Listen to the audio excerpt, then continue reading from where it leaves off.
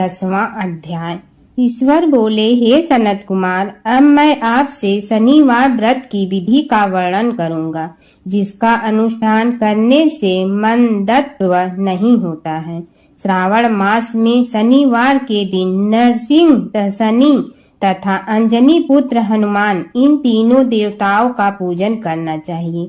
दीवार पर अथवा स्तंभ पर नरसिंह की सुंदर प्रतिमा बनाकर हल्दी युक्त चंदन से और नीले, लाल तथा पीले सुंदर पुष्पों से लक्ष्मी सहित जगतपति नरसिंह का भली भांति पूजन करके उन्हें खिचड़ी का नैवेद्य तथा कुंजन नामक शाक का भोग अर्पण करना चाहिए। उसी को स्वयं भी खाना चाहिए और ब्राह्मणों को भी खिलाना चाहिए।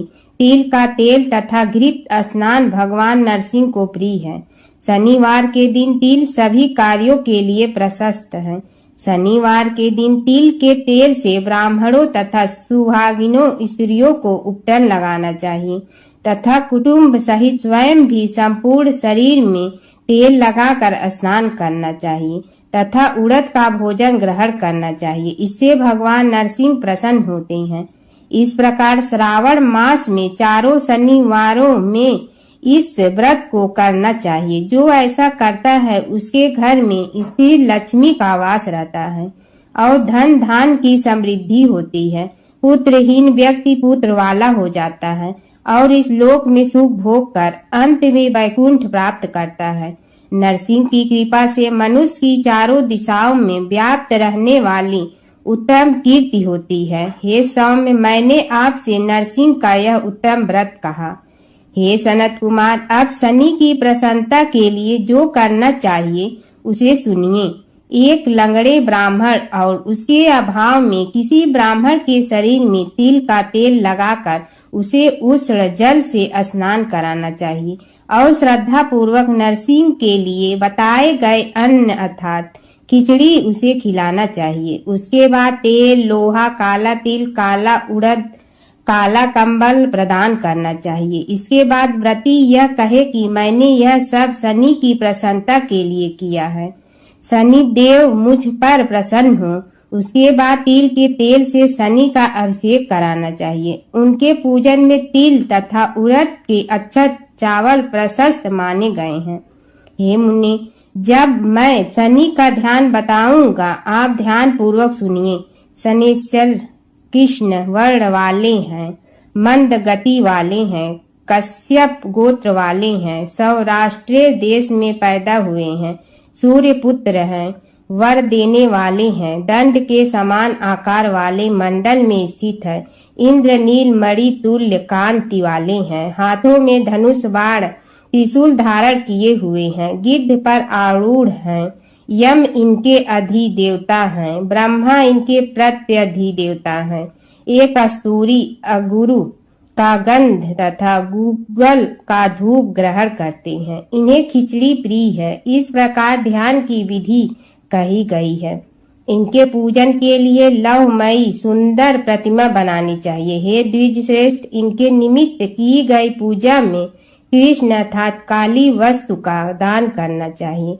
ब्राह्मण को काले रंग के 2 वस्त्र देने चाहिए और काले बछड़े सहित काली गौदान प्रदान करनी चाहिए। विधि पूर्वक पूजा करके इस व्रत प्रार्थना तथा स्तुति करनी चाहिए। आराधना से संतुष्ट होकर जिन्होंने नष्ट राज्य वाले राजा नील को उनका महान राज्य पुनः प्रदान कर दिया, वे शनि देव मुझ पर प्रसन्न हो।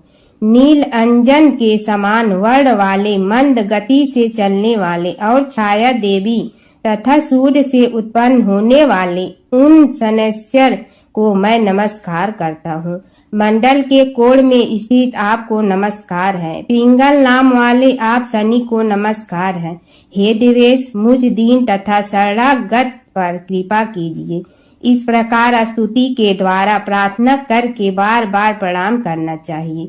3 वर्णों ब्राह्मण, क्षत्रिय, वैश्य के लिए शनि के पूजन में शनि देवी इस वैदिक मंत्र का प्रयोग बताया गया है और शूद्रों के लिए पूजन में नाम मंत्र का प्रयोग बताया गया है। जो व्यक्ति दत्त चित्त होकर इस विधि से शनि देव का पूजन करेगा, उसे स्वप्न में भी शनि का भय नहीं होगा। हे विप्रे, जो मनुष्य श्रावण मास में प्रत्येक शनिवार के दिन भक्ति पूर्वक इस विधि से इस व्रत को करेंगे, उन्हें शनिश्चर के द्वारा लेश मात्र भी कष्ट नहीं होगा। जन्म राशि से पहले, दूसरे, चौथे, पांचवें, सातवें, आठवें, नौवें अथवा 12वें स्थान में स्थित शनि सदा कष्ट पहुंचाता है। शनि की शांति के लिए समाग्नि इस मंत्र का जप कराना बताया गया है। उसकी प्रसन्नता के लिए इंद्रनील मणि का दान करना चाहिए। हे सनत कुमार, इसके बाद अब मैं हनुमान जी की प्रसन्नता के लिए विधि का वर्णन करूंगा। हनुमान जी के प्रसन्नता के लिए श्रावण मास में शनिवार को रुद्र मंत्र के द्वारा तेल से उनका अभिषेक करना चाहिए। तेल में मिश्रित सिंदूर का लेप उन्हें समर्पित करना चाहिए। जपा कुसुम की मालाओं से, आक धतूर की मालाओं से, मंदार पुष्प की मालाओं से, बटक बड़ का पेड़ के नैवेद्य से तथा अन्य उपचारों से भी यथा विधि अपने सामर्थ्य अनुसार श्रद्धा भक्ति से युक्त होकर अंजनी पुत्र हनुमान जी की पूजा करनी चाहिए। इसके बाद बुद्धिमान को चाहिए कि हनुमान जी की प्रसन्नता के लिए उनके 12 नामों का जप करना चाहिए। हनुमान, अंजनी सुनु, वायुपुत्र, महाबल, रामेष्ट, फाल्गुन, सखा, पिंगाक्ष, अमित विक्रम, उदतिक्रमण, सीता शोक विनाशक, लक्ष्मण प्राणदाता और 10 ग्रीव दर्पहा, ये 12 नाम हैं। जो मनुष्य प्रातः काल उठकर इन 12 नामों को पढ़ता है, उसका अमंगल नहीं होता और उसे सभी संपदा सुलभ प्राप्त हो जाती है। इस प्रकार श्रावण मास में शनिवार के दिन वायुपुत्र हनुमान जी की आराधना करके मनुष्य वज्र तुल्य शरीर वाला, निरोग तथा बलवान हो जाता है। अंजनी पुत्र की कृपा से वह कार्य करने में वेगवान तथा बुद्धि वैभव से युक्त हो जाता है। उसके बाद शत्रु नष्ट हो जाते हैं, मित्रों की वृद्धि होती है, वह वीरशाली तथा कीर्तिमान हो जाता है। यदि साधक हनुमान जी के मंदिर में हनुमत्व कवच का पाठ करे तो वह अरिमा आदि 8 सिद्धियों का स्वामित्व प्राप्त कर लेता है और यक्ष, राक्षस तथा वेताल उसे देखते ही कपित तथा भयभीत होकर वेग पूर्वक 10 दिशाओं में भाग जाते हैं। हे सत्तम, शनिवार के दिन पीपल के वृक्ष का आलिंगन तथा पूजन करना चाहिए। शनिवार को छोड़कर अन्य किसी दिन पीपल के वृक्ष का स्पर्श नहीं करना चाहिए। शनिवार के दिन उसका आलिंगन सभी संपदाओं को प्राप्त कराने वाला होता है। प्रत्येक मास में 7 वारों में पीपल का पूजन फलदायक है, किंतु श्रावण में यह पूजन अधिक फलदायक होता है। भगवान शिव और माता सती की कथा। दक्ष प्रजापति की सभी पुत्रियां गुणवती थीं, फिर भी दक्ष के मन में संतोष नहीं था। वे चाहते थे उनके घर में एक ऐसी पुत्री का जन्म हो जो सर्व शक्ति संपन्न हो एवं सर्व विजयिनी हो। अतः दक्ष एक ऐसी ही पुत्री के लिए तप करने लगे। तप करते करते अधिक दिन बीत गए तो भगवती आद्या ने प्रकट होकर कहा, मैं तुम्हारे तप से प्रसन्न हूँ। तुम किस कारण तप कर रहे हो? दक्ष ने तप करने का कारण बताया तो माँ बोली, मैं स्वयं पुत्री रूप में तुम्हारे यहाँ जन्म धारण करूँगी। मेरा नाम होगा सती। मैं सती के रूप में जन्म लेकर अपनी लीलाओं का विस्तार करूँगी। फलतः भगवती आद्या ने सती रूप में दक्ष के यहाँ जन्म लिया। सती दक्ष की सभी पुत्रियों में सबसे अलौकिक थी। सती ने बाल्यावस्था में ही कई ऐसे अलौकिक आश्चर्यचकित करने वाले कार्य कर दिखाई थी, इन्हें देखकर स्वयं दक्ष को भी विस्मयता होती रहती थी। जब सती विवाह योग्य हो गई तो दक्ष को उनके लिए वर की चिंता होने लगी। उन्होंने ब्रह्मा जी से इस विषय में परामर्श किया। ब्रह्मा जी ने कहा, सती आद्या की अवतार है। मैं आद्या आदि शक्ति और शिव आदि पुरुष है। अतः सती के विवाह के लिए शिव ही योग्य और उचित वर है। दक्ष ने ब्रह्मा जी की बात मानकर सती का विवाह भगवान शिव के साथ कर दिया। सती कैलाश में जाकर भगवान शिव के साथ रहने लगी। भगवान शिव के दक्ष के दामाद थे, किंतु किसी वजह से दक्ष के हृदय में भगवान शिव के प्रति बैर और विरोध भाव पैदा हो गया। एक बार देवलोक में ब्रह्मा ने धर्म के निरूपण के लिए एक सभा का आयोजन किया था। सभी बड़े बड़े देवता सभा में एकत्र हुए। भगवान शिव भी इस सभा में बैठे थे। सभा मंडल में दक्ष का आगमन हुआ। दक्ष के आगमन पर सभी देवता उठकर खड़े हो गए, पर भगवान शिव खड़े नहीं हुए। उन्होंने दक्ष को प्रणाम भी नहीं किया। फलतः दक्ष ने अपमान का अनुभव किया। केवल यही नहीं, उनके हृदय में भगवान शिव के प्रति ईर्ष्या की आग जल उठी। वे उनसे बदला लेने के लिए समय और अवसर की प्रतीक्षा करने लगे। एक बार सती और शिव कैलाश पर्वत पर बैठे हुए परस्पर वार्तालाप कर रहे थे। उसी समय आकाश मार्ग से कई विमान कनखल की ओर जाते हुए दिखाई पड़े। सती ने उन विमानों को देखकर भगवान शिव से पूछा, प्रभु ये सभी विमान किसके हैं और कहाँ जा रहे हैं? भगवान शंकर ने उत्तर दिया, आपके पिता ने बड़े यज्ञ का आयोजन किया है। समस्त देवता और देवांगनाएं इन विमानों में बैठकर उसी यज्ञ में सम्मिलित होने के लिए जा रहे हैं। इस पर सती ने दूसरा प्रश्न किया, क्या मेरे पिता ने आपको यज्ञ में सम्मिलित होने के लिए नहीं बुलाया? भगवान शंकर ने उत्तर दिया, आपके पिता मुझसे बैर रखते हैं, फिर वे मुझे क्यों बुलाने लगे? सती मन ही मन सोचने लगी, फिर बोली, यज्ञ के इस अवसर पर अवश्य मेरी सभी बहनें आएंगी। उनसे मिले हुए बहुत दिन हो गए। यदि आपकी अनुमति हो तो मैं भी अपने पिता के घर जाना चाहती हूँ। यज्ञ में सम्मिलित हो लूँगी और बहनों से भी मिलने का अवसर मिलेगा।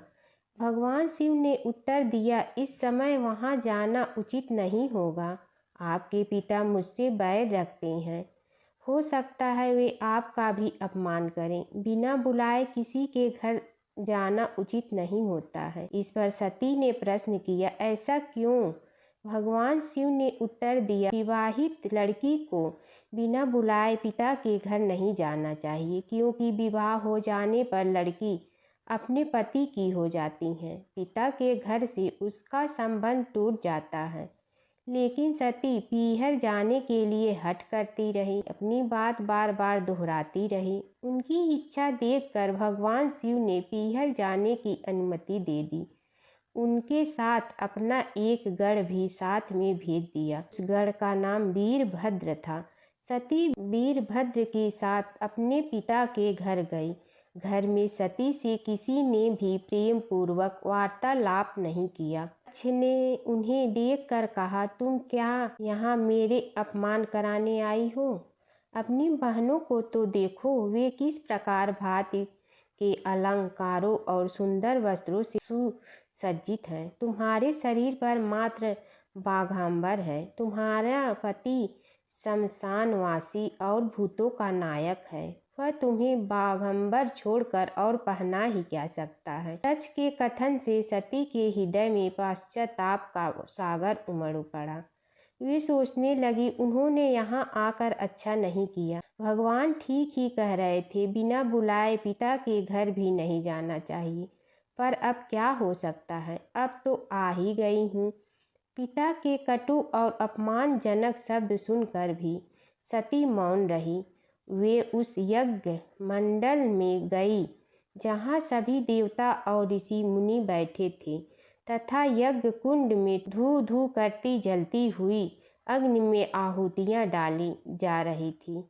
सती ने यज्ञ मंडप में सभी देवताओं के तो भाग देखे, किंतु भगवान शिव का भाग नहीं देखा। वे भगवान शिव का भाग न देखकर अपने पिता से बोली, पितृ श्रेष्ठ, यज्ञ में तो सबके भाग दिखाई पड़ रहे हैं, किंतु कैलाशपति का भाग नहीं है। आपने उनका भाग क्यों नहीं रखा? दक्ष ने गर्व से उत्तर दिया, मैं तुम्हारे पति शिव को देवता नहीं समझता। वह तो भूतों का स्वामी, नग्न रहने वाला और हड्डियों की माला धारण करने वाला है। वह देवताओं की पंक्ति में बैठने योग्य नहीं है। उसे कौन भाग देगा? सती के नेत्र लाल हो उठे। उनके मुखमंडल प्रलय के सूर्य की भांति तेजोदीप्त हो उठा। उन्होंने पीड़ा से तिलमिलाते हुए कहा, ओह, मैं इन शब्दों को कैसे सुन रही हूँ। मुझे धिक्कार है। देवताओं, तुम्हें भी धिक्कार है। तुम भी उन कैलाशपति के लिए इन शब्दों को कैसे सुन रहे हो। तो मंगल के प्रतीक हैं और जो क्षण मात्र में संपूर्ण सृष्टि को नष्ट करने की शक्ति रखते हैं। वे मेरे स्वामी हैं। नारी के लिए उसका पति ही स्वर्ग होता है। जो नारी अपने पति के लिए अपमानजनक शब्दों को सुनती है, नरक में जाना पड़ता है। पृथ्वी सुनो, आकाश सुनो और देवताओं तुम भी सुनो। मेरे पिता ने मेरे स्वामी का अपमान किया है। मैं अब एक क्षण भी जीवित रहना नहीं चाहती। सती अपने कथन को समाप्त करती हुई यज्ञ के कुंड में कूद पड़ी। जलती हुई आहुतियों के साथ उनका शरीर भी जलने लगा। यज्ञ मंडप में खलबली पैदा हो गई। हाहाकार मच गया। देवता उठकर खड़े हो गए। वीरभद्र क्रोध से कांप उठे। वे उछल उछल कर यज्ञ का विध्वंस करने लगे।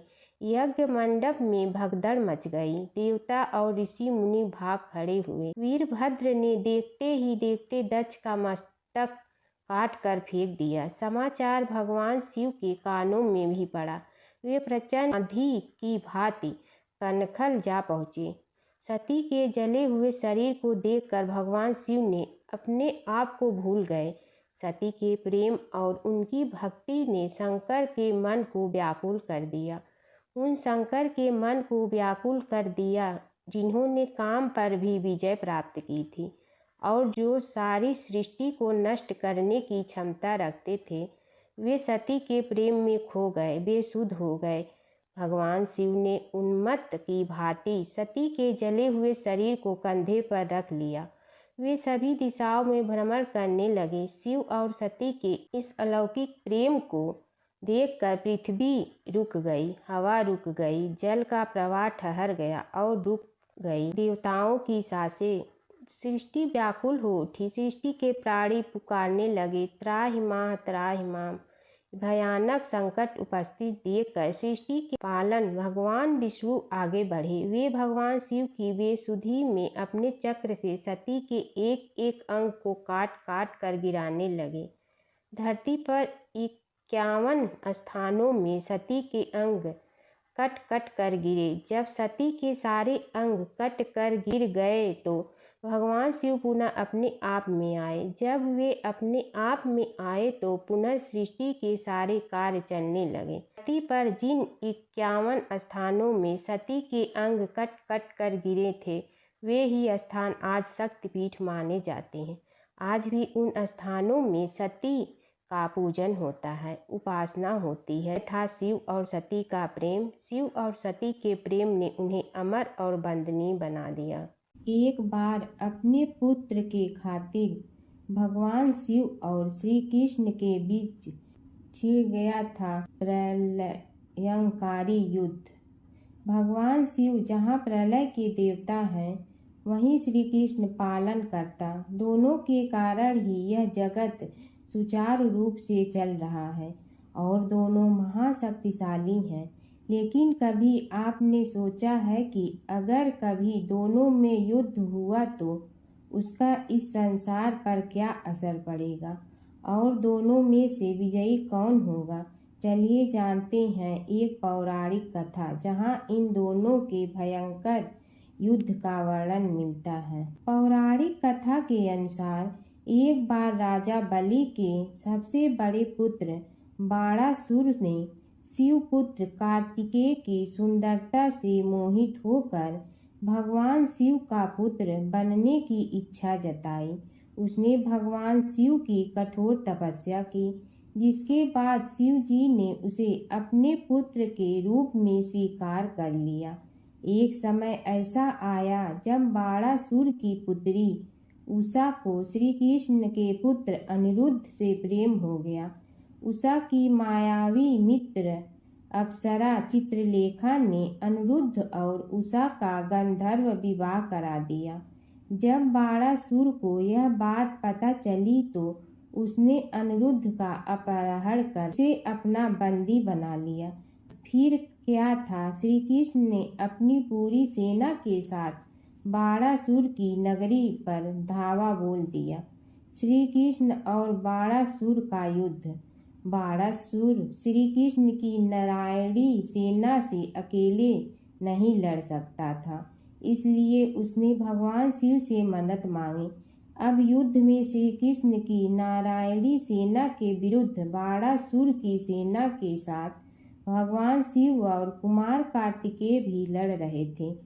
युद्ध इतना भयानक था कि एक पल को लगा कि भगवान शंकर ने अग्निशस्त्र से गरुड़ पर सवार श्री कृष्ण, बलराम और प्रद्युम्न मारे गए, लेकिन उसी समय श्री कृष्ण ने वरुणास्त्र का प्रयोग कर महादेव के अग्नेस्त्र को शांत कर दिया। फिर शिव जी के अस्त्रों के जवाब में श्री कृष्ण ने वैष्णवास्त्र का प्रयोग किया, जिससे संपूर्ण जगत अंधकार में डूब गया।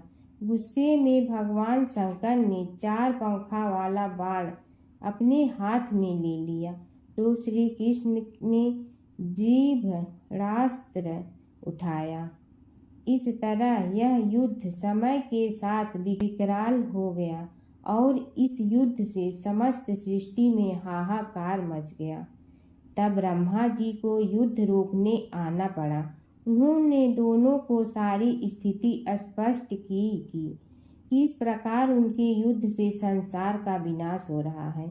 उनके समझाने के बाद महादेव युद्ध में पीछे हट गए, लेकिन कार्तिकेय और बाणासुर भगवान श्री कृष्ण से युद्ध करते रहे। जब श्री कृष्ण ने बाणासुर को परास्त किया, अंत में भगवान श्री कृष्ण ने युद्ध में बाणासुर को पराजित करने के लिए अपना सुदर्शन चक्र प्रयोग किया और उसकी मदद से बाणासुर के सहस्त्र भुजाओं को काट डाला।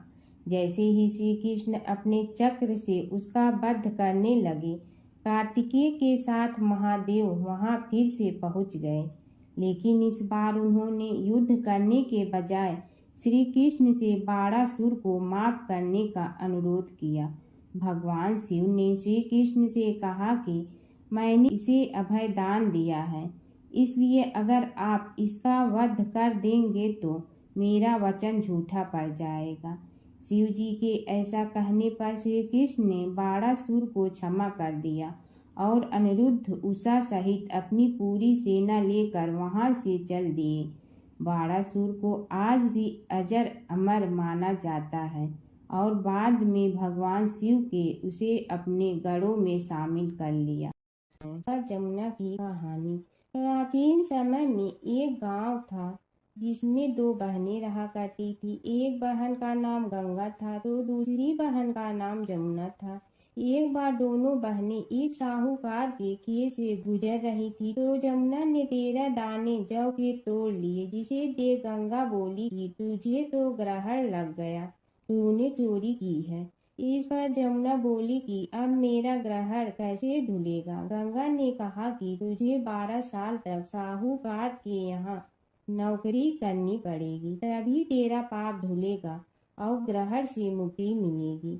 जमुना साहूकार के यहाँ नौकरी के लिए जाती है और अपने लिए काम मांगती है। साहूकार उसे काम पर रख लेता है, लेकिन काम करने से पहले जमुना उसे कहती है कि मैं सारे काम करूंगी, लेकिन 4 काम नहीं करूंगी। जूठे बर्तन नहीं मांजूंगी, झाड़ू नहीं लगाऊंगी, बिस्तर नहीं बिछाऊंगी और दिया नहीं जलाऊंगी। 12 साल के बाद कुंभ का मेला लगा तो साहूकारनी भी कुंभ नहाने जाने लगी। जमुना ने उसे जाते देख कहा कि कुंभ के मेले में मेरी बहन गंगा मिलेगी तो उसे यह सोने का टक्का दे देना, इससे वह अपने हाथों में सुंदर चूड़ियां पहन लेगी। साहूकारनी ने कुंभ के मेले में गंगा को वह सोने का टका दे दिया। गंगा ने उनसे वह टका लेते हुए कहा कि मेरी बहन को कहना कि उसके 12 वर्ष पूरे हो गए हैं, अब वह वहां वापिस आ जा। साहूकार व साहूकारनी वापिस घर आए तब जमुना मटके में पानी भर रही थी। दोनों जमुना से बोले कि हमने सोने का वह टका तेरी बहन गंगा को दे दिया था और उसने कहा है कि तेरे 12 वर्ष पूरे हो गए हैं, इसलिए अब तुम वापिस जाओ। यह समाचार सुनते ही जमुना सहस्त्र धारा में बदल गई और बहने लगी। जमुना जी का यह रूप देखकर साहूकार और साहूकारनी परेशान हो गई थी। हमारे घर में जमुना माता ने काम किया, हमें तो अब ग्रहण लग गया है, हम यह ग्रहण कैसे उतारेंगे। जमुना भागकर गंगा माता के पास चली गई। गंगा ने जमुना से पूछा कि तुम साहूकार साहूकारनी से पूछ कर आई हो या ऐसे ही बिना बताए आ गई। तब जमुना बोली कि मैं तो कुछ भी बताकर नहीं आई हूँ। गंगा ने कहा कि जा उन्हें धीरज दे आ, नहीं तो उन्हें जीवन भर असंतोष ही रहेगा। गंगा के कहने पर जमुना माता ने साहूकार साहूकारनी को सपने में दर्शन दिए और कहा कि तुम दोनों उल्टे माथे क्यों पड़े हो, जाओ उठकर खाओ पियो। तब दोनों बोले कि हम कैसे उठें, हमें तो ग्रहण लगा है, क्योंकि हमने उल्टे सीधे और पता नहीं कितने नीच कार्य आपसे कराए हैं। तब जमुना जी बोली कि तुम्हें ग्रहण नहीं लगा है, ग्रहण तो मुझे लगा था कि मैंने तुम्हारे खेत से 13 दाने जौ के चुराए थे। मैं तो अपना ग्रहण उतारने तुम्हारे घर आई थी। मेरा ग्रहण तुम्हारे घर में 12 वर्ष तक रहने से उतर गया है और मेरी मुक्ति हो गई है। जमुना जी ने कहा कि तुम्हें कोई ग्रहण नहीं लगा है, उल्टे मेरे 12 वर्ष तक यहाँ रहने से तुम्हारी भी मुक्ति हो गई है। यह कहकर जमुना जी स्वप्न से चली गई। दोनों उठकर देखते हैं कि उनके घर में पहले से भी अधिक धन हो गया है। हे जमुना माता, जैसे आपने साहूकार व साहूकारनी की मुक्ति कराई, वैसे ही आप अपने सभी भक्तों की करना। बसेरे की कहानी। किसी गांव में एक भाट व एक जाट रहता था। दोनों में घनिष्ठ मित्रता थी। एक बार जाट अपनी बहन के घर जाने को तैयार हुआ तो भाट अपनी ससुराल जाने को तैयार हुआ। दोनों साथ चल पड़े तो रास्ते में रुककर एक कुएं की मुंडेर पर बैठ गए। जाट ने भाट से कहा कि नगर बसेरा कर लेते हैं। इस पर भाट बोला कि तू ही नगर बसेरा कर ले, मैं तो अपनी ससुराल जा रहा हूँ, वहाँ खूब खातिर होगी मेरी, तू कर ले नगर बसेरा। जाट वहीं कुएं के पास बैठ पानी की घंटी और चावल का दाना लेकर नगर बसेरा करने लगा। नगर बसेरा करने के साथ जाट कहने लगा कि नगर बसेरा जो करे सो मल धोवे पाँव, ताता माड़ा तापसी देगी मेरी माँ, माँ देगी मावशी तेगी द्वारका का वास, मीठा मीठा घास वृंदावन का वास, 5 कुल्थी छठी रास, मेरी जीगड़ो श्री कृष्ण के पास, डालू पानी हो जाएगी झट से निकल जाए मेरा जी। यह सब कर कर कि वह जाट बहन के पास चल पड़ा। जाट की बहन ने भाई के आने पर उसकी खातिर की। खी बूरा के साथ भाई को जिमाया। दोनों ने बैठकर ढेर सारी बातें की। इधर भाट अपने ससुराल पहुंचा तो वहां आग लगी हुई थी। आग बुझाने वह भी लग गया, जिसमें हाथ मुंह भी काले हो गए और खुद भी थोड़ा सुलझ गया। ना रोटी ना पानी के लिए ही किसी ने पूछा। एक पड़ोसन आई तो उसने भाट की सास को कहा कि जमाई आया है, जरा उस आओ भगत कर लो। बुढ़िया बोली कि सब कुछ तो जल गया है, अब कहाँ से आओ भगत करूं। तब पड़ोसन ने ही भाट को एक रोटी के साथ छाछ दी। उसने वही खाकर गुजारा किया। शाम को दोनों फिर घर की ओर चल पड़े और रास्ते में मिल गए और एक दूसरे का हाल पूछा। भाट बोला कि मेरी ससुराल में तो आग लगी हुई थी, आग बुझाते मैं खुद काला हो गया हूँ। ना रोटी मिली ना पानी। जाट बोला कि मेरी तो बहुत खातिर हुई। फिर बोला कि मैंने कहा था ना कि नगर बसेरा कर ले, अब कर ले, लेकिन भाट ने फिर मना कर दिया।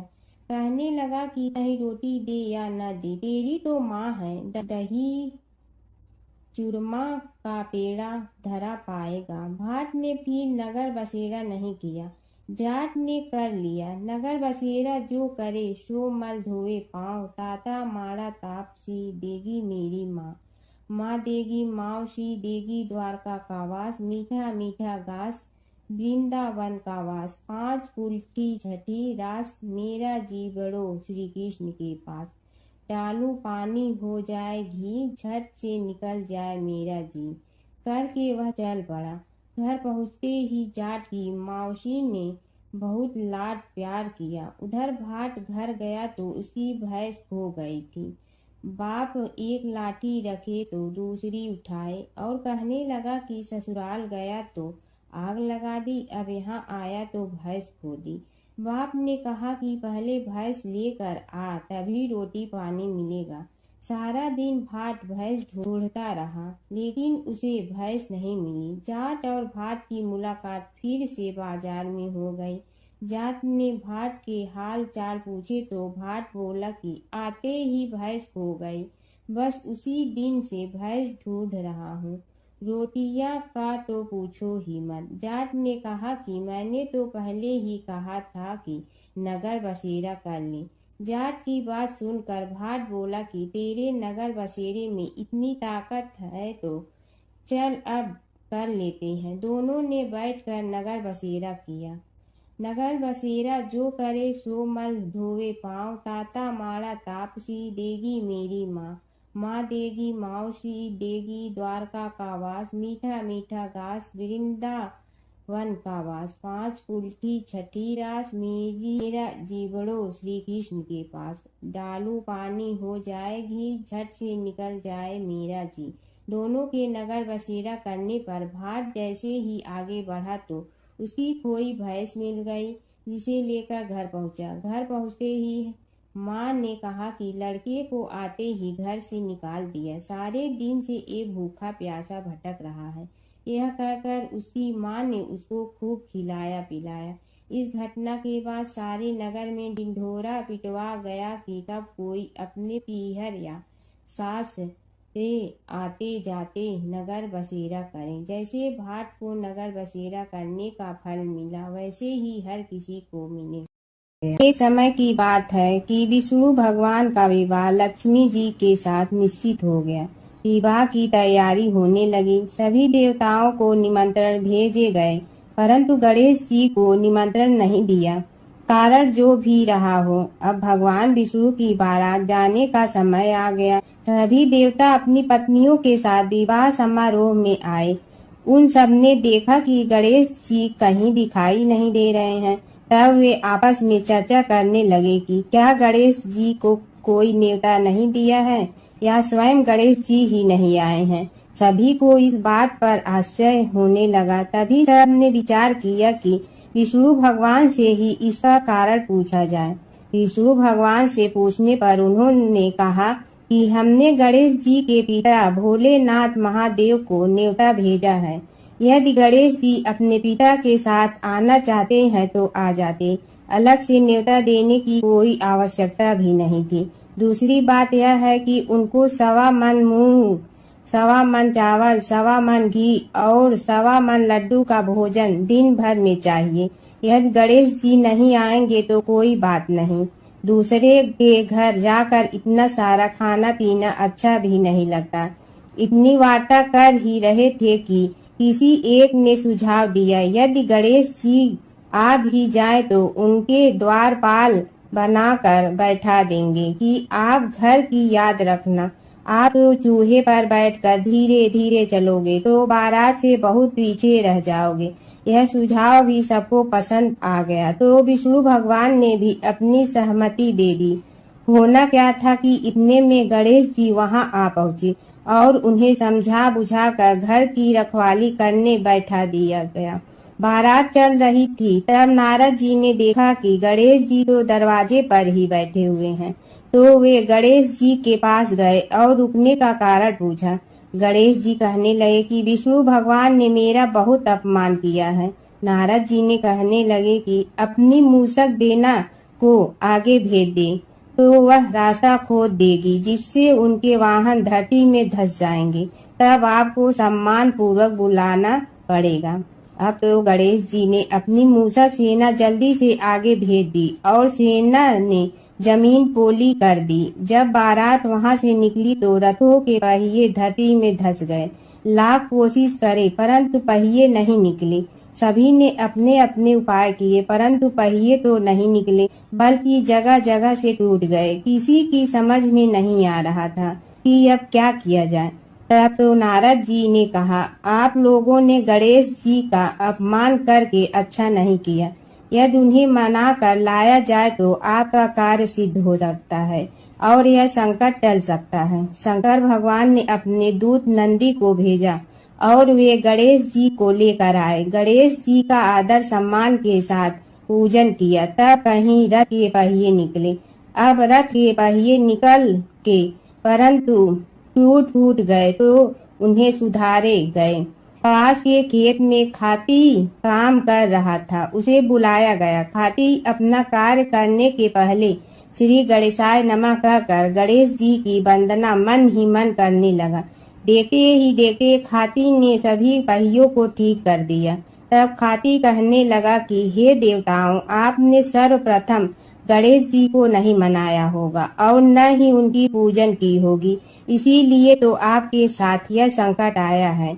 हम तो मूर्ख अज्ञानी हैं, फिर भी पहले गणेश जी को पूजते हैं, उनका ध्यान करते हैं। आप लोग तो देवतागण हैं, फिर भी आप गणेश जी को कैसे भूल गए। अब आप लोग भगवान श्री गणेश जी की जय बोल कर जाएं तो आपके सब काम बन जाएंगे और संकट कट जाएंगे। ऐसा कहते हुए बारात वहां से चल दी और विष्णु भगवान को लक्ष्मी जी के साथ विवाह संपन्न करा के सभी सकुशल घर लौट आए। हे गणेश जी महाराज, आपने विष्णु को जैसे कारज सारियो ऐसे कारज सबको सिद्ध कर जो। बोलो गजानन भगवान की जय। भगवान शिव और कृष्ण जी की कथा हिंदू धर्म में महत्वपूर्ण स्थान रखती है। ये कथाएं अक्सर एक दूसरे से जुड़ी हैं, जिनमें शिव को कृष्ण का भक्त और कृष्ण को शिव का आराध्य बताया गया है। पुराणों में शिव और कृष्ण के कई लीलाओं का वर्णन है। कृष्ण के दर्शन के लिए शिव का साधु वेश में गोकुल जाना। एक पौराणिक कथा के अनुसार भगवान शिव एक साधु का वेश धारण करके गोकुल में कृष्ण के दर्शन के लिए गए थे। मैया यशोदा ने उन्हें भिक्षा देने के लिए आई, लेकिन शिव ने कृष्ण के दर्शन के अलावा कुछ भी स्वीकार करने से इनकार कर दिया। यशोदा ने पहले तो मना कर दिया, लेकिन बाद में पूर्णमासी काकी के समझाने पर उन्होंने कृष्ण को साधु के सामने प्रकट किया। शिव ने कृष्ण के दर्शन किए और उनके चरणों की छाप छोड़कर चले गए। यशोदा और नंद राय समझ गए कि यह कोई साधारण साधु नहीं था, बल्कि कोई दिव्य पुरुष था। नारद मुनि का घमंड। एक बार नारद मुनि को अपने ज्ञान और भक्ति पर घमंड हो गया। कृष्ण ने नारद मुनि की परीक्षा लेने के लिए उन्हें एक गांव में भेजा, जहां एक महिला अपने पति के बीमार होने पर बहुत दुखी थी।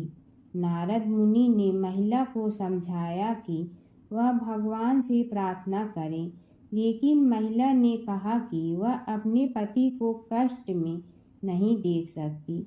तब नारद मुनि ने राधा से मिलने का फैसला किया। राधा ने नारद मुनि को चरणामृत दिया और कहा कि वह इसे अपने पति को दे। नारद मुनि ने जब राधा से चरणामृत लिया तो उन्हें एहसास हुआ कि राधा का प्रेम कृष्ण के प्रति सबसे महान है। इस घटना के बाद नारद मुनि का घमंड चूर चूर हो गया। नारद मुनि और कृष्ण की लीला। नारद मुनि अक्सर कृष्ण की लीलाओं में शामिल होते थे। एक बार नारद मुनि इंद्र के दरबार से द्वारका जा रहे थे।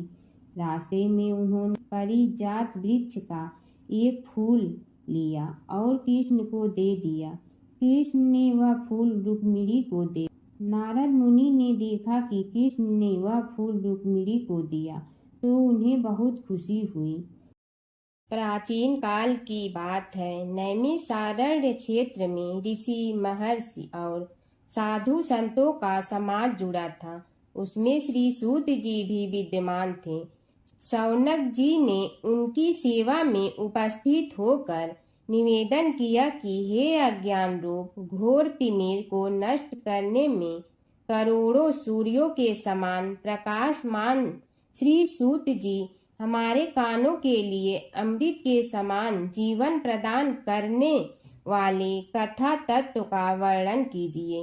हे सूत जी, हमारे हृदयों में ज्ञान के प्रकाश की वृद्धि तथा भक्ति, वैराग्य और विवेक की उत्पत्ति जिस कथा से हो सकती हो वह हमारे प्रति कहने की कृपा कीजिए।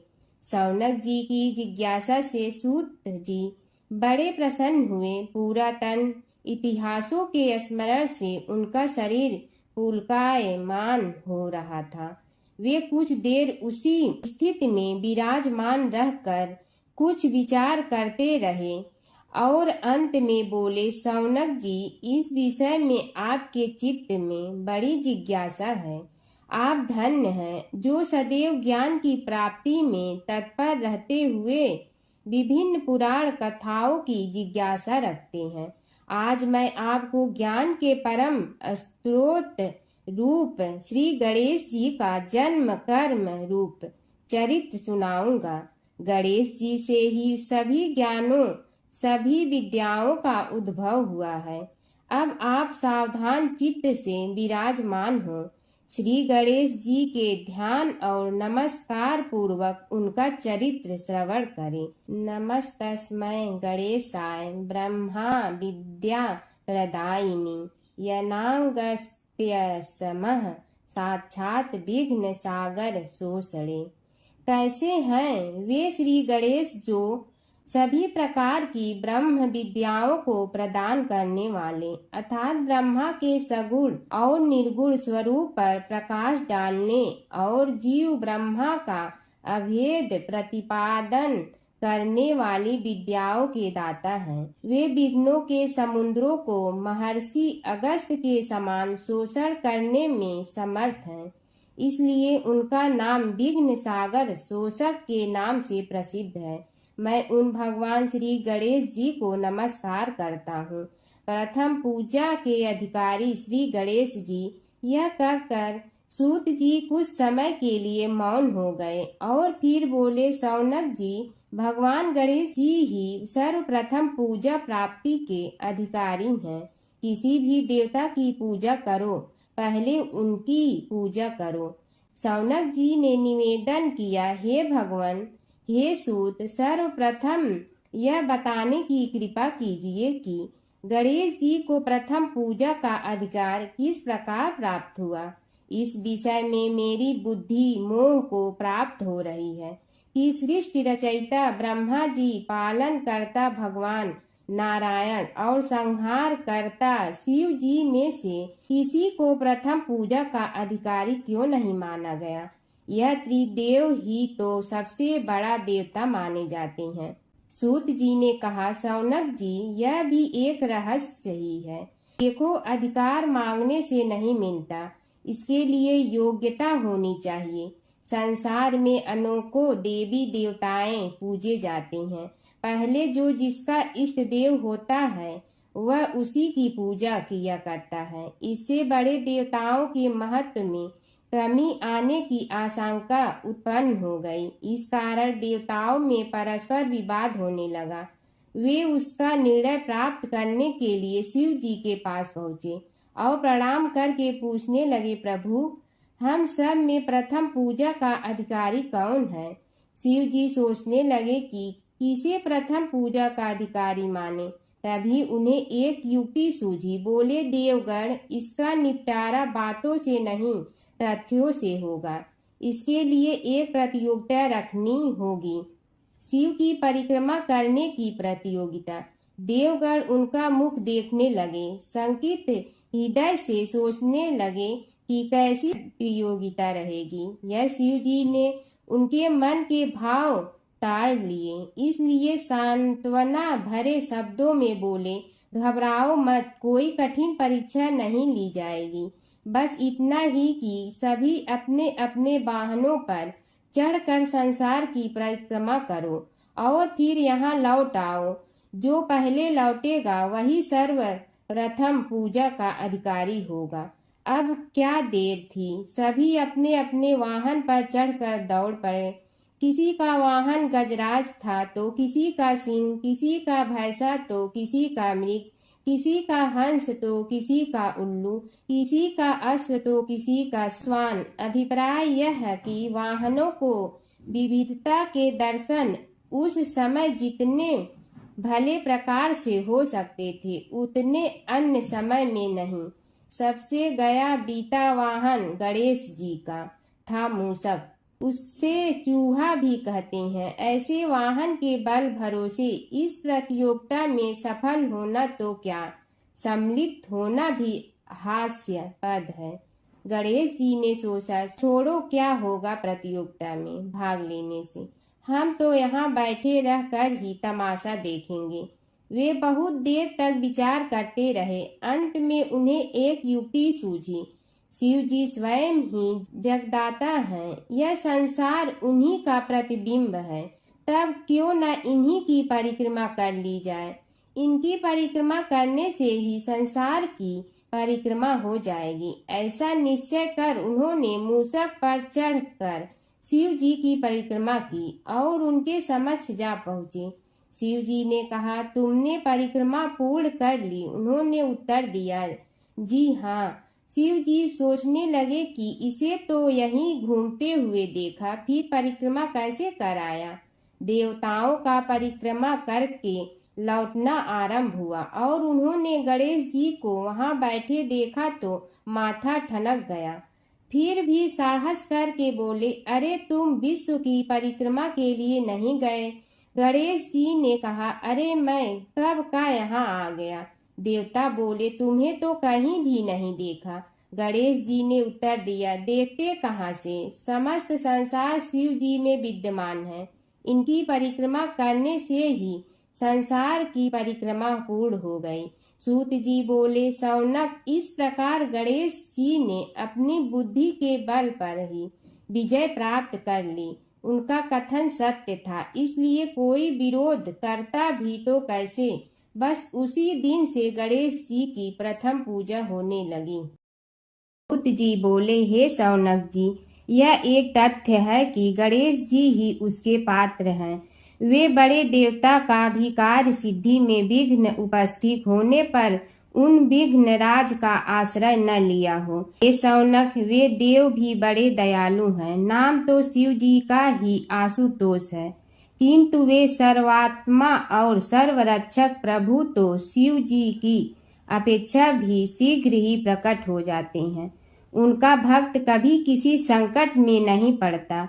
यदि प्रारब्ध वशात कभी किसी विपत्ति में पड़ भी जाता है तो गणेश्वर की उपासना करने पर उनके अनुग्रह से उनके समस्त दुख दूर होकर परम सुख की प्राप्ति होती है।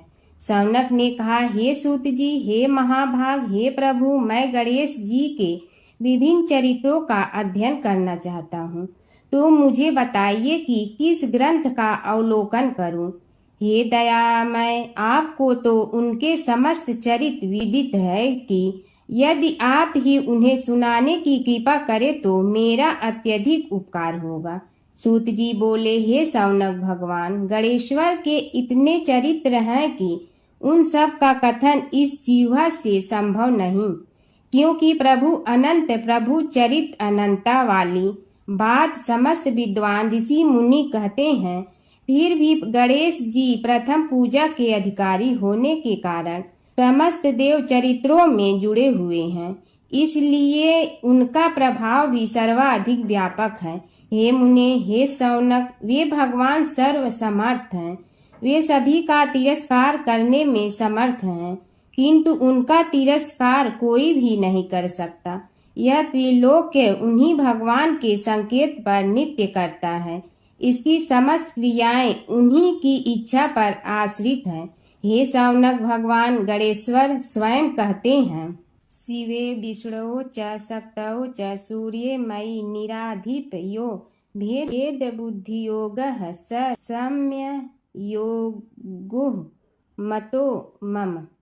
हे नरेश्वर, हे वरेण्य, शिव, विष्णु, शक्ति, सूर्य और मुझ गणेश में जो अभेद बुद्धि योग है, मेरे मत में वही सम्यक योग है। इससे यह भी सिद्ध है कि समस्त देवता उन्हीं के स्वरूप हैं। वे ही भगवान विभिन्न कार्य रूपों के अनुसार अपना भिन्न भिन्न नाम रखते हैं। हे मुनि श्रेष्ठ, उन सब देवताओं के चरित्र भी उन्हीं गणराज के चरित्र हैं। यद्यपि सब चरित्र एक ही ग्रंथ में मिलने में संभव नहीं है, फिर भी गणेश्वर के अनेकों प्रमुख चरित्रों का वर्णन गणेश पुराण में हुआ है। राजा सोमकांत का वृतांत कथन। शौनक जी ने पूछा, हे प्रभु, गणेश पुराण का आरंभ किस प्रकार हुआ, यह मुझे बताने की कृपा करे। इस पर सूत जी ने कहने लगे, हे शौनक, यद्यपि गणेश पुराण है तो बहुत प्राचीन, क्योंकि भगवान गणेश्वर तो आदि हैं। न जाने कब से गणेश जी अपने उपासकों पर कृपा करते चले आ रहे हैं। उनके अनंत चरित्र हैं, जिनका संग्रह एक महापुराण का रूप ले सकता है। उसे एक बार भगवान नारायण ने नारद जी को और भगवान ने शंकर और जगन जननी पार्वती जी को सुनाया था। बाद में वही पुराण संक्षेप रूप में ब्रह्मा जी ने महर्षि वेद व्यास को सुनाया और फिर व्यास जी ने महर्षि भृगु को सुनाया। भृगु ने कृपा करके सौराष्ट्र के एक राजा सोमकांत को सुनाया था। तब से वह पुराण अनेक कथाओं में विस्तृत होता रहा और अनेक कथाओं से रहित होता हुआ अनेक रूप में प्रचलित है। शौनक जी ने पूछा, भगवान, आप यह बताने का कष्ट करें कि राजा सोमकांत कौन था। उसने महर्षि से गणेश पुराण का श्रवण कहाँ किया था, उस पुराण के श्रवण से उसे क्या क्या उपलब्धियां हुई। हे नाथ, मुझे श्री गणेश्वर की कथा के प्रति उत्कंठा बढ़ती ही जा रही है। सूत जी बोले, हे शौनक, सौराष्ट्र के देवनगर नाम की एक प्रसिद्ध राजधानी थी। वहाँ का राजा सोमकांत था। वह अपनी प्रजा का पुत्र के समान पालन करता था। वह वेद ज्ञान संपन्न, शस्त्र विद्या में पारंगत एवं प्रबल प्रतापी राजा, समस्त राजाओं में मान्य तथा अत्यंत वैभवशाली था। उसका ऐश्वर्य कुबेर के भी ऐश्वर्य को लज्जित करता था। उसने अपने पराक्रम से अनेकों देश जीत लिए थे। उसकी पत्नी अत्यंत रूपवती, गुणवती, धर्माज्ञा एवं पतिव्रत धर्म का पालन करने वाली थी। वह सदैव अपने प्राणनाथ की सेवा में लगी रहती थी। उसका नाम सुधर्मा था। जैसे वह प्रतिव्रता थी, वैसे ही राजा भी एक पत्नी व्रता का पालन करने लगा। उसके हेमकांत नामक एक सुंदर पुत्र था। वह भी सभी विद्याओं का ज्ञाता और अस्त्र शस्त्रादि के अभ्यास में निपुण हो गया था। यह सभी श्रेष्ठ लक्षणों से संपन्न, सद्गुणी एवं प्रजा जनों के हितों का अत्यंत पोषक था। इस प्रकार राजा सोमकांत स्त्री पुत्र, पशुवाहन, राज्य एवं प्रतिष्ठा आदि से सब प्रकार सुखी था। उससे दुख तो था ही नहीं। सभी राजागण उसका हार्दिक सम्मान करते थे तथा उसकी श्रेष्ठ कीर्ति भी संसार व्यापी थी। परंतु युवा अवस्था के अंत में सोमकांत को घृणित कोष्ठ रोग हो गया। उसके अनेक उपचार किए गए, किंतु कोई लाभ नहीं हुआ। रोग शीघ्रता से बढ़ने लगा और उसके कीड़े पड़ गए।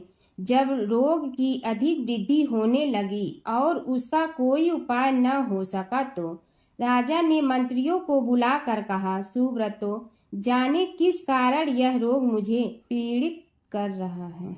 अवश्य ही यह किसी पूर्व जन्म के पाप का फल होगा।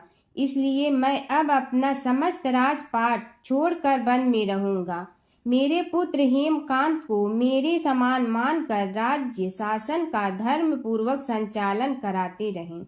यह कहकर राजा ने शुभ दिन दिखवाकर अपने पुत्र हेमकांत को राज्य पद पर अभिषेक किया और अपनी पत्नी सुधर्मा के साथ निर्जन वन की ओर चल दिया। प्रजापालक राजा के वियोग में समस्त प्रजा जन अश्रु बहाते हुए उनके साथ चले गए। राज्य की सीमा पर पहुंचकर राजा ने अपने पुत्र अमात्यगण और प्रजा जनों को समझाया, आप सब लोग धर्म के जानने वाले श्रेष्ठ आचरण में तत्पर एवं सहृदय हैं। यह संसार तो वैसे भी परिवर्तनशील है। जो आज है वह कल नहीं था और आने वाले कल में भी नहीं रहेगा।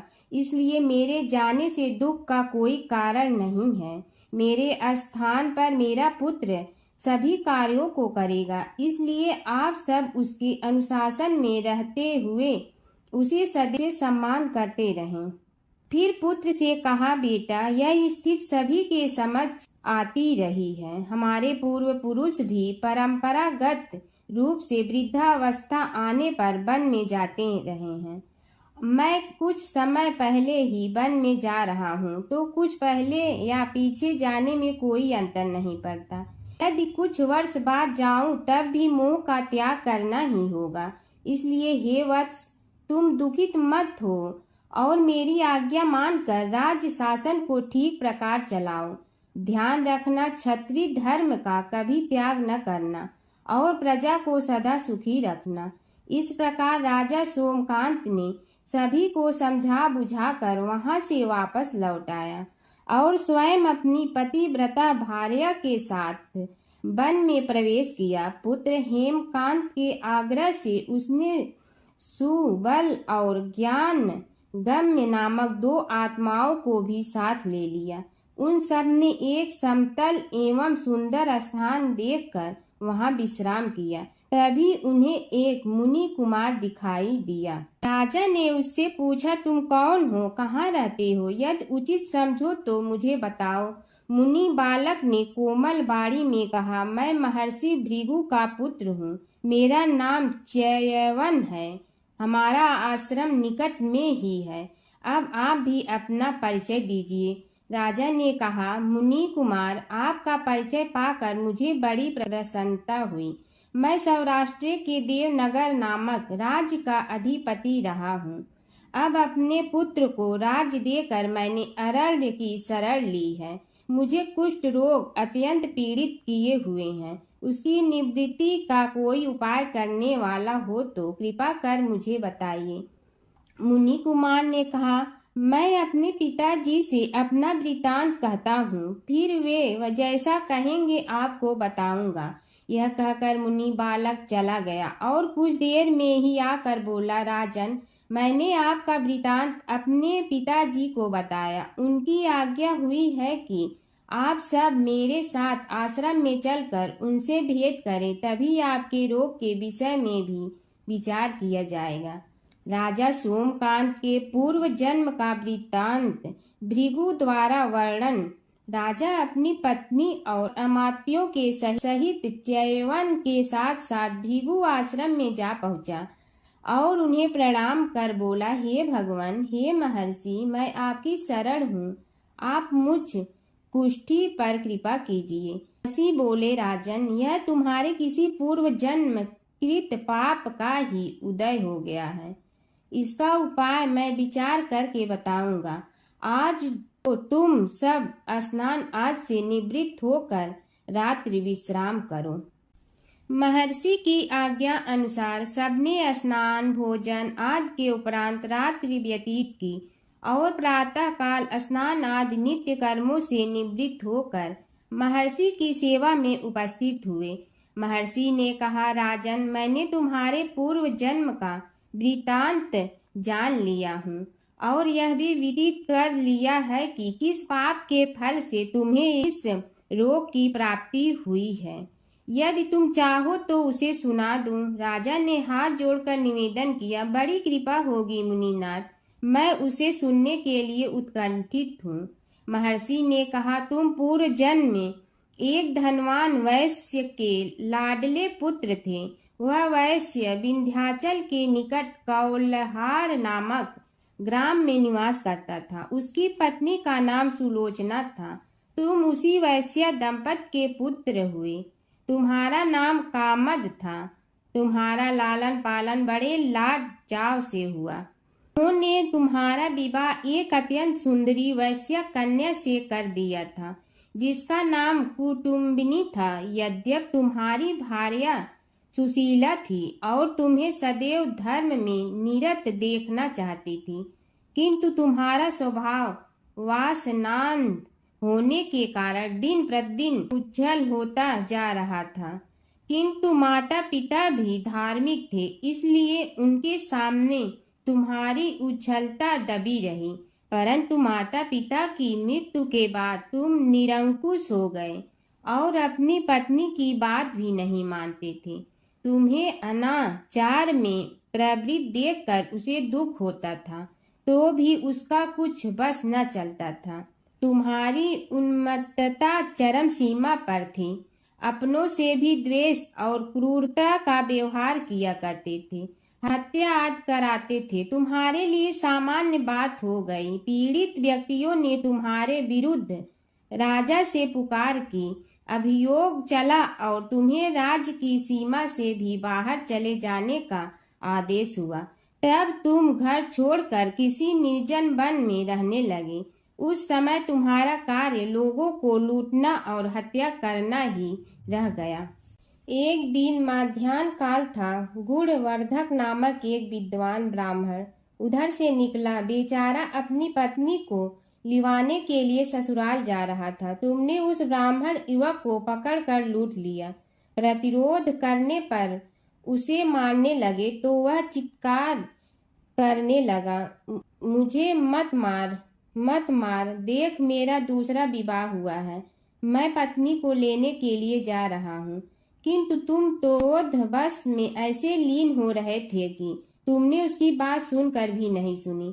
जब उसे मारने लगे तो उसने श्राप दे दिया, अरे हत्यारे, मेरी हत्या के पाप से तो सहस्त्र कल्प तक घोर नरक भोगोगे।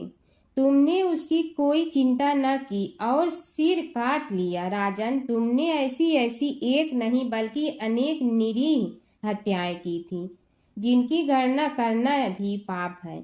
इस प्रकार इस जन्म में तुमने घोर पाप कर्म किए थे, किंतु बुढ़ापा आने पर जब अशक्त हो गए तब तुम्हारे साथ जो क्रूर कर्मा थे वे भी किनारा कर गए। उन्होंने सोच लिया कि अब तो इसे खिलाना भी पड़ेगा, इसलिए मरने दो यहीं। अमोघ प्रभाव गणेश उपासना का कथन। राजन, अब तुम निरालंब थे, चल फिर तो सकते ही नहीं थे। भूख से पीड़ित रहने के कारण रोगों ने भी घेर लिया। उधर से जो कोई निकलता तुम्हें घृणा की दृष्टि से देखता हुआ चला जाता। तब तुम आहार की खोज में बड़ी कठिनाई से चलते हुए एक जीर्ण शीर्ण देवालय में पहुंचा।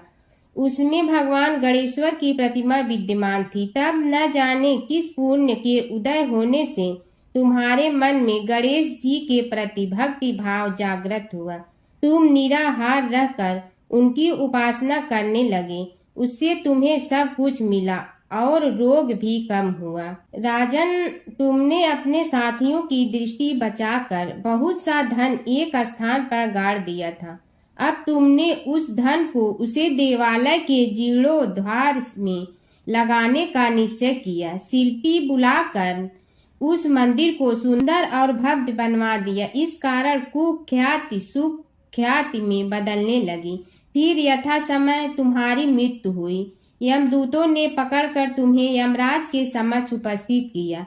यमराज तुमसे बोले, जीव, तुमने पाप और पुण्य दोनों ही किए हैं और दोनों का ही भोग तुम्हें भोगना है। किंतु पहले पाप का फल भोगना चाहते हो पुण्य का। इसके उत्तर में तुमने प्रथम अपने पुण्य कर्मों के भोग की इच्छा प्रकट की और इसीलिए उन्होंने तुम्हें राजकुल में जन्म लेने के लिए भेज दिया। पूर्व जन्म में तुमने भगवान गणाध्यक्ष का सुंदर एवं भव्य मंदिर बनवाया था, इसलिए तुम्हें सुंदर देह की प्राप्ति हुई। यह कहकर महर्षि भृगु कुछ रुके। उन्होंने देखा कि राजा को इस वृतांत पर शंका हो रही है। तभी महर्षि के शरीर में असंख्य विकराल पक्षी उत्पन्न होकर राजा की ओर झपटे। उनकी चोंच बड़ी तीक्ष्ण थी, जिनसे वे राजा के शरीर को नोच नोच कर खाने लगे। उसके कारण उत्पन्न असहनीय पीड़ा से व्याकुल हुए राजा ने महर्षि के समक्ष हाथ जोड़कर निवेदन किया, प्रभु आपका आश्रम तो समस्त द्वेष आदि से परे है और यहाँ मैं आपकी शरण में बैठा हूँ, तब यह पक्षी मुझे आकर ही क्यों पीड़ित कर रहे हैं? हे मुनिनाथ, इनसे मेरी रक्षा कीजिए। महर्षि ने राजा के अंतर्वचन सुनकर सांत्वना देते हुए कहा, राजन, तुमने मेरे वचनों में शंका की थी और जो मुझ सत्यवादी के कथन में शंका करते हैं उसे खाने के लिए मेरे शरीर से इसी प्रकार पक्षी प्रकट हो जाते हैं, जो कि मेरे हुंकार करने पर भस्म हो जाया करते हैं। यह कर महर्षि ने हुंकार की और तभी वे समस्त पक्षी भस्म हो गए। राजा श्रद्धावनत होकर उनके समक्ष अश्रुपात करता हुआ बोला, प्रभु अब आप पाप से मुक्त होने का उपाय कीजिए। महर्षि ने कुछ विचार कर कहा, राजन, तुम पर भगवान गणेश्वर की कृपा सहज रूप से है और वे ही प्रभु तुम्हारे पापों को भी दूर करने में समर्थ हैं, इसलिए तुम उनके पाप नाशक चरित्रों का श्रवण करो। गणेश पुराण में उनके चरित्रों का भले प्रकार वर्णन हुआ है, अतएव तुम श्रद्धा भक्ति पूर्वक उसी को सुनने में चित्त लगाओ। राजा ने प्रार्थना की, महामुनि, मैंने गणेश पुराण का नाम भी आज तक नहीं सुना, तो उनके सुनने का सौभाग्य कैसे प्राप्त कर सकूंगा? हे नाथ, आपसे अधिक ज्ञानी और प्रकांड विद्वान और कौन हो सकता है? आप ही मुझ पर कृपा कीजिए। महर्षि ने राजा की दीनता देखकर उसके शरीर पर अपने कमंडल का मंत्रपूत जल छिड़का। तभी राजा को एक छींक आई और नासिका से एक अत्यंत छोटा काले वर्ण का पुरुष बाहर निकल आया। देखते देखते वह बढ़ गया। उसके भयंकर रूप को देखकर राजा कुछ भयभीत हुआ, किंतु समस्त आश्रमवासी वहां से भाग गए। वह पुरुष महर्षि के समक्ष हाथ जोड़कर खड़ा हो गया। उन्हें उसकी ओर देखा और कुछ उच्च स्वर में बोले, तू कौन है, क्या चाहता है? वह बोला, मैं साक्षात पाप हूँ, समस्त पापियों के शरीर में मेरा निवास है। आपके मंत्रपूत जल के स्पर्श से मुझे विवश होकर राजा के शरीर से बाहर निकलना पड़ा है। अब मुझे बड़ी भूख लगी है, बताइए क्या खाऊं और कहाँ रहूं? महर्षि बोले, तू उस आम के अवकाश स्थान में निवास कर और उसी वृक्ष के पत्ते खाकर जीवन निर्वाह कर। यह सुनते ही वह पुरुष आम के वृक्ष के पास पहुंचा, किंतु उसके स्पर्श मात्र से वह वृक्ष जलकर भस्म हो गया। फिर जब पाप पुरुष को रहने के लिए कोई स्थान दिखाई न दिया तो वह भी अंतर्हित हो गया। भगवान शिव के गढ़ नंदी का कथा। नंदी कैसे बने शिव के गढ़? शिव की घोर तपस्या के बाद शिलाद ऋषि ने नंदी को पुत्र रूप में पाया था। शिलाद ऋषि ने अपने पुत्र नंदी को संपूर्ण वेदों का ज्ञान प्रदान किया। एक दिन शिलाद ऋषि के आश्रम में मित्र और वरुण नाम के दो दिव्य ऋषि पधारे। नंदी ने अपने पिता की आज्ञा से उन ऋषियों की उन्होंने अच्छे से सेवा की। जब ऋषि जाने लगे तो उन्होंने शिलाद ऋषि को तो लंबी उम्र और खुशहाल जीवन का आशीर्वाद दिया, लेकिन नंदी को नहीं। तब शिलाद ऋषि ने उनसे पूछा कि उन्होंने नंदी को आशीर्वाद क्यों नहीं दिया। इस पर ऋषियों ने कहा कि नंदी अल्पायु है, यह सुनकर शिलाद ऋषि चिंतित हो गए। पिता की चिंता को नंदी ने जानकर पूछा, क्या बात है पिताजी? तब पिताजी ने कहा कि तुम्हारी अल्पायु के बारे में ऋषि कह गए हैं, इसीलिए मैं चिंतित हूँ। यह सुनकर नंदी हंसने लगा और कहने लगा कि आपने मुझे भगवान शिव की कृपा से पाया है, तो मेरी उम्र की रक्षा भी वही करेंगे। आप क्यों चिंता करते हैं?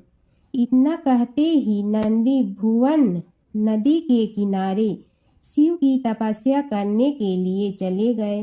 कठोर तप के बाद शिव जी प्रकट हुए और कहा, वरदान मांगो वत्स। तब नंदी ने कहा कि मैं उम्र भर आपके सानिध्य में रहना चाहता हूँ। नंदी के समर्पण से प्रसन्न होकर भगवान शिव ने नंदी को पहले अपने गले लगाया और उन्हें बैल का चेहरा देकर उन्हें अपने वाहन, अपना दोस्त, अपने गढ़ों में सर्वोत्तम के रूप में स्वीकार कर लिया। जय शिव ओंकारा प्रभु जय शिव ओंकारा, ब्रह्मा विष्णु सदाशिव अर्धांगी धारा। जय शिव ओंकारा, एकानन चतुरानन पंचानन राजे, हंसासन गरुड़ासन वृषवाहन साजे। जय शिव ओंकारा, दो भुज चार चतुर भुज दस भुज अति सोहे, तीनों रूप निरखते त्रिभुवन जन मोहे। जय शिव ओंकारा, अक्षमाला बनमाला मुंड मलाधारी, चंदन मृग मद सोहे भोले शुभकारी। जय शिव ओंकारा, श्वेतांबर पीतांबर बागंबर अंगे, ब्रह्मादिक सनकादिक प्रेतादिक संगे। जय शिव ओंकारा, करके मध्य कमंडलु और त्रिशूलधारी, सुखकारी दुखहारी जग पालनकारी। जय शिव ओंकारा, ब्रह्मा विष्णु सदा शिव जानत अविवेका, रणवाचर में शोभित ए तीनों एका। जय शिव ओंकारा, त्रिगुण स्वामी जी की आरती जो कोई नर गावे, कहत शिवानंद स्वामी मन वांछित फल पावे। जय शिव ओंकारा, प्रभु जय शिव ओंकारा।